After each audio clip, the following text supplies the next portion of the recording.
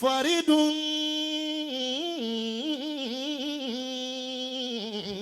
ala kulli muslimin. Tọ̀yìbù. faridun ala kulli muslimin. Àwíyé. Àwíyé. ijabatu faridun.